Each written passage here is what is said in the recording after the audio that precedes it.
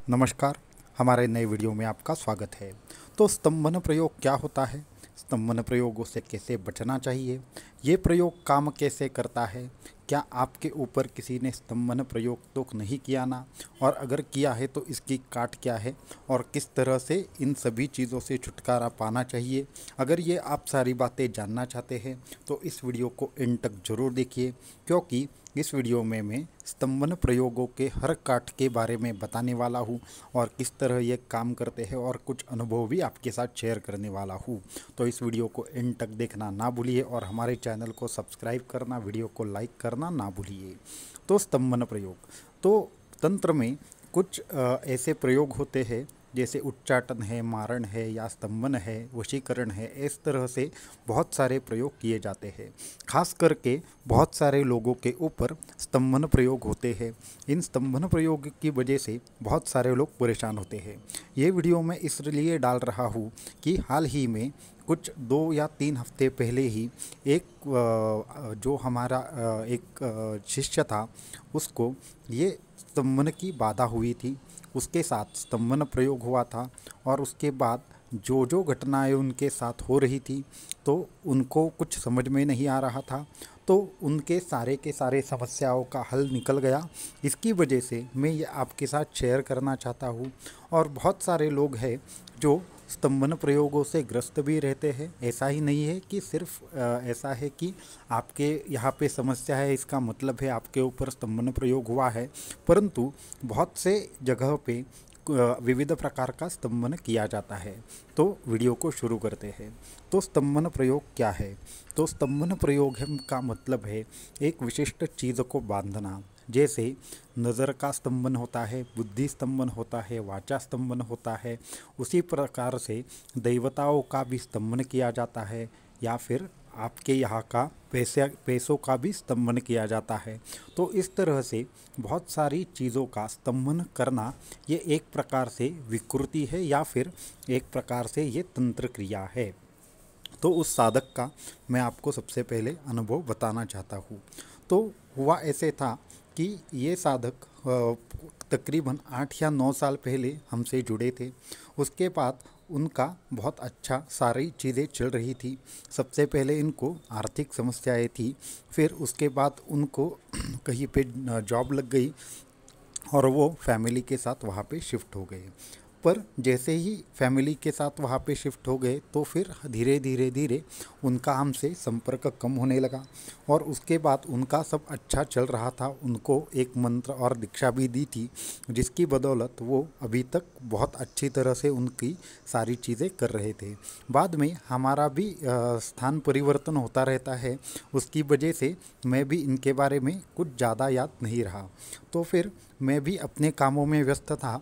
अचानक से उनका जब वो वहाँ से शिफ्ट हो गए, हमें एक कॉल आया कि गुरुजी इस तरह से हमें थोड़ा अभी आर्थिक कष्ट हो रहा है, तो इस पे क्या करना चाहिए। तो तब मैंने उनको एक उपाय बताया था और उस उपाय के साथ ही उनको ये भी मैंने चेतावनी दी थी कि आने वाले समय में आपके लिए कुछ ना कुछ तो दुविधा आने वाली है, तो आप थोड़ा संभल कर रहिए। परंतु इन्होंने शायद कर्मदशा की वजह से वो हमारी चेतावनी ठीक से याद नहीं रखी और तब अनुष्ठान कर दिया। और अनुष्ठान करने के बाद हुआ ऐसे कि उनकी वो समस्या पूरी की पूरी तरह से सुलझ गई। वो समस्या पूरी की पूरी सुलझने के बाद इनको ऐसे फील होने लगा कि अभी कोई भी समस्या नहीं आएगी। गुरुजी ने जो बताया है वो शायद इसी समस्या के बारे में था। तो उसकी वजह से वो भी एकदम से ऐसे कुछ भी सोचे बिना काम करने लगे। फिर उन्होंने जॉब चेंज करके बिज़नेस शुरू कर दिया और तकरीबन 2013-14 में हमारा आखिरी बार कम्युनिकेशन हो गया था। उसके बाद ये अपने काम में व्यस्त हो गए और हम अपने काम में व्यस्त हो गए। फिर उनको अचानक से कहीं एक दिल्ली में एक क्लाइंट था उनका, उनके साथ इनका झगड़ा हो गया। शायद वो तंत्र मंत्र जानता था, तो उन्होंने बताया कि तुम्हारा बिज़नेस मैं रातों रात बंद कर सकता हूँ। परंतु इन्होंने उस जो भी उन्होंने बताया उसको गंभीरता से नहीं लिया। तो उसके बाद हुआ ऐसे, रातों रात इनके यहाँ पे कुछ डरावनी या फिर भयंकर चीज़ें होने लगी। जैसे कि अचानक से जो भी इनके ऑर्डर कंफर्म हो जाते थे वो सारे के सारे अचानक से बंद होने लगे। इनको जो भी डील में पैसा मिलना था वो अचानक से रुक गया और इनके ऊपर कर्जा बढ़ने लगा। फिर भी इनको कुछ भी उतना समझ में नहीं आया कि सब किस वजह से हो रहा है। फिर उसके बाद कुछ महीनों बाद अचानक से इनके एकाएक इनके घर की जो ज़मीन थी जो गांव में थी उसके ऊपर किसी ने केस डाल दिया कि वो जो ज़मीन है इन्होंने हमसे ज़बरदस्ती छीन ली है। इस तरह से वहाँ पे केस चलने लगा। तो इनके चारों तरफ से ही संकट आने शुरू हो गए। फिर उसके बाद इनको और एक चीज़ दिखाई देने लगी कि उनको विविध प्रकार की आकृतियाँ उनके आँखों के सामने चल रही है। इस प्रकार की कुछ चीज़ें उनके साथ विचित्र विचित्र घटनाएं घटने लगी।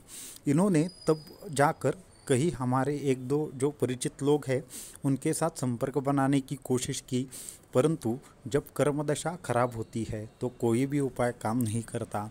इसी तरह से जब उन्होंने हमारे बारे में संपर्क किया तो उस वक्त हम महाराष्ट्र में थे ही नहीं। और जो भी लोगों से इन्होंने हम कहाँ पे हैं ये पूछा था तो उनको भी कुछ कारणों की वजह से मालूम नहीं था कि हम कहाँ पे थे। उसके बाद हुआ ऐसे कि इन्होंने कहीं से कर्ज़ा लिया।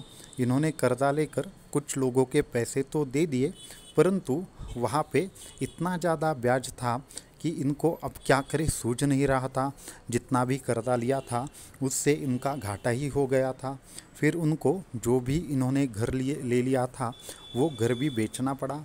उसके बाद गांव में तो ऑलरेडी इनके जो भी ज़मीन थी उस पर मुकदमा चल रहा था। फिर भी इन्होंने गांव में जाकर रहने का निर्णय ले लिया और किसी तरह से 2 या 3 महीने बाद कहीं से इनको सूचना मिली हमारे बारे में कि हम यहाँ पे है ऐसा करके। तब हम महाराष्ट्र में आ गए थे।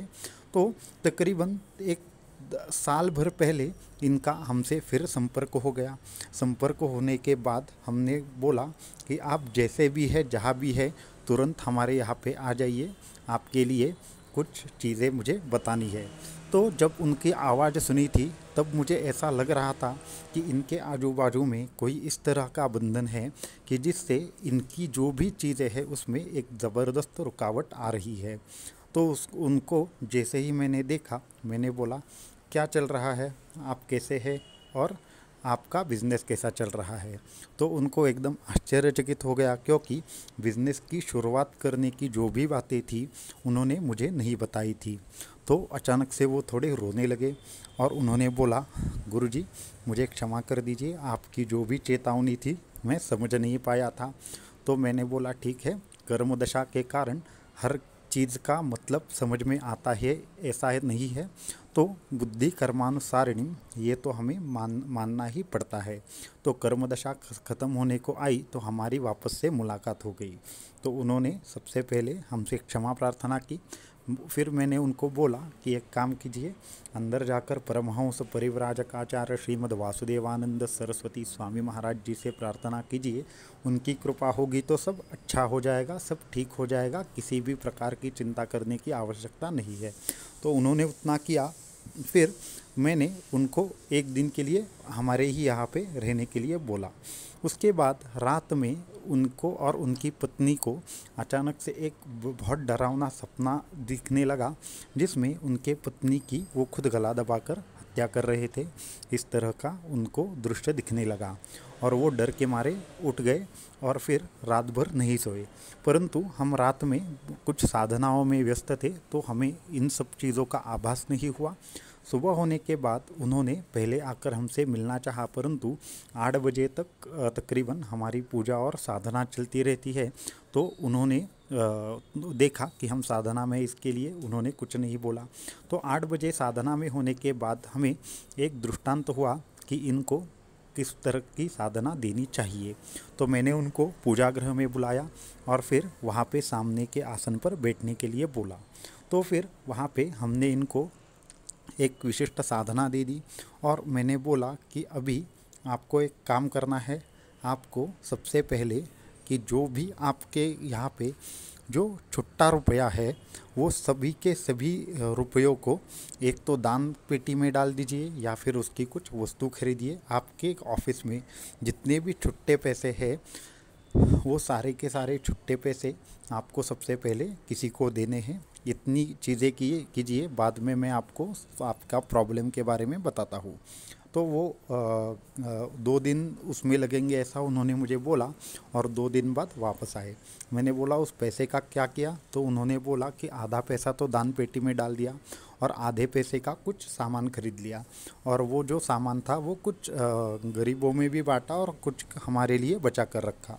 तो मैंने बोला ठीक है, कोई प्रॉब्लम नहीं। तो उनके यहाँ पे तकरीबन 600 या 700 रुपये छुट्टे थे। तो वो सारी चीज़ों का उन्होंने जो भी कुछ करना है वो किया। उसके बाद मैंने बोला कि आपके ऊपर स्तंभन प्रयोग किया है, आपके ऊपर बुद्धि स्तंभन भी किया है। बुद्धि स्तंभन की वजह से आप निर्णय नहीं ले पाते। दूसरा, आपके पैसों का भी स्तंभन किया है। तो ये सारी चीज़ें हैं जो आप पर काम कर रही है। तो उन्होंने बोला कि मैं एक तांत्रिक से मिला था, उन्होंने मुझे बोला था कि आपके ऊपर स्मशान प्रयोग हुआ है। मैंने बोला स्मशान प्रयोग नहीं हुआ है। ज़्यादातर बातों में होता ऐसे है कि कौन सा प्रयोग हुआ है ये समझना बहुत बड़ी बात होती है, क्योंकि जब तक कौन सा प्रयोग हुआ है ये समझेंगे नहीं उस पर हल निकालना बहुत मुश्किल होता है। तो फिर उन्होंने बोला कि अभी इसके ऊपर क्या करना पड़ेगा। तो मैंने उनको सिद्ध दत्त यंत्र दिया और साथ में ही एक विशिष्ट मंत्र की साधना दे दी। तो उसके बाद उनका वो प्रॉब्लम धीरे धीरे धीरे करके ख़त्म हो गया, और 6 महीने लगे उनको उस पूरे की पूरी प्रयोग से बाहर निकलने में। तो फिर जब उनका वो पूरा का पूरा प्रॉब्लम ख़त्म हो गया तो धीरे धीरे करके उनके जो भी क्लाइंट थे उनके पास वापस आने लगे, और पिछले 1 या 2 हफ्ते में उनका पूरा का पूरा समस्याओं का निदान हो चुका है। तो फिर उन्होंने ये अनुभव सभी के साथ शेयर करने के लिए बोला, इसलिए मैं आपके साथ ये शेयर कर रहा हूँ। तो फिर उसके बाद हुआ ऐसे कि अभी वो एकदम से ठीक है, खुशहाल है और अपना जीवन अच्छी तरह से व्यतीत कर रहे हैं। इन्होंने 2 या 3 हफ्ते पहले ही इनका घर भी नया जो है वो बुकिंग कर दिया है, और साथ में ही इनके कारोबार की खुद की उन्होंने जगह भी ले ली है। तो इनका कारोबार भी एकदम अच्छे से चल रहा है। तो होता क्या है, जो ये स्तंभन प्रयोग होता है वो विशिष्ट चीज़ को रोक कर रखने के लिए काम आता है। तो शत्रु के जिह्वा को, बुद्धि को, विचारों को, धन को या फिर किसी भी प्रकार से किसी भी चीज़ को रोक कर रखने को स्तंभन बोला जाता है। स्तंभन खुद के भी ऊपर हम प्रयोग कर सकते हैं या दूसरे के ऊपर भी प्रयोग कर सकते हैं। तो आपको ऐसा कभी लगे कि आपके विचार हमेशा गलत दिशा में जा रहे हैं तो ये समझना चाहिए कि वो स्तंभन प्रयोग का परिणाम हो सकता है। कहीं पे भी जहाँ जहाँ पे एक विशिष्ट चीज़ ही हमारी रोकी जाती है तो वहाँ पे स्तंभन प्रयोग हो सकता है। जैसे कि एक औरत थी, इनको और उनके कुछ सगे संबंधियों में कुछ प्रॉब्लम थी, आपसी झगड़ा था, मतभेद थे। उसकी वजह से उन्होंने उनका गर्भ स्तंभन किया था। गर्भ स्तंभन प्रयोग की वजह से उनका गर्भ कभी भी ठहर नहीं रहा था, और वो हमेशा ही जब भी उनको गुड न्यूज़ होती तो वो क्या होता था, वो गर्भपात हो जाता था। तो ये बार बार होने के बाद उन्होंने जब हमसे मुलाकात की तो हमने बोला कि ये आपका जो भी प्रॉब्लम है ये स्तंभन प्रयोग की वजह से है। तो उनको भी हमने उस पर सॉल्यूशन दिया। तो इस तरह से स्तंभन प्रयोग करते क्या है कि हमारे जो षटचक्र है उस चक्र पर प्रयोग किया जाता है, या फिर उस तस्वीर पर प्रयोग किया जाता है, या फिर ऐसे बहुत सारे तरीके हैं जिससे प्रयोग किया जाता है। तो आपको जब भी ऐसा लगे तो 3 उपाय है जिससे ये स्तंभन प्रयोग को नष्ट किया जा सकता है। सबसे अच्छा और बेहतरीन उपाय है बजरंग बाण का। तो बजरंग बाण के प्रयोग से जारण, मारण, उच्चाटन, स्तंभन, वशीकरण जैसे षट प्रयोगों का अंत हो सकता है। तो ये एकदम असरदार तरीका है बजरंग बाण के पाठ का। दूसरा है हनुमान चालीसा। तो हनुमान चालीसा में भी इस प्रकार से शक्ति है कि उसके पाठ से भी स्तंभन प्रयोगों का अंत करना संभव है। और अंत में दत्तमाला मंत्र, सिद्ध दत्तमाला मंत्र और दत्त यंत्र के प्रभाव से भी सारे के सारे प्रयोगों का अंत और नष्ट किया जा सकता है। तो ये दत्तमाला मंत्र तो इस तरह से असरदार है कि बड़े से बड़े स्तंभन प्रयोग हो, बड़े से बड़े मारण प्रयोग हो, बड़े से बड़े कोई भी तंत्र प्रयोग हो, उन सभी के सभी प्रकार के प्रयोगों को नष्ट करना, स्तंभन प्रयोगों को नष्ट करना या फिर किसी भी बड़े से बड़े शक्ति को नष्ट करना, ये दत्तमाला मंत्र के अनुष्ठान से एकदम सरल है। तो ये था स्तंभन प्रयोग। उसके ऊपर कौन से सॉल्यूशंस हो सकते हैं ये मैंने आपको बताया। अगले वीडियो में मैं स्तंभन प्रयोगों के और लक्षण और किस तरह से इनसे निपटना चाहिए और बाकी के भी चीज़ों से कैसे बचना चाहिए, ये सारी चीज़ें आपको बताऊंगा। तो इस वीडियो को अगर आपको अच्छा लगा ये वीडियो सुनकर, तो हमारे वीडियो को लाइक करना, चैनल को सब्सक्राइब करना और ज़्यादा से ज़्यादा लोगों तक पहुंचाना ना भूलिए। धन्यवाद।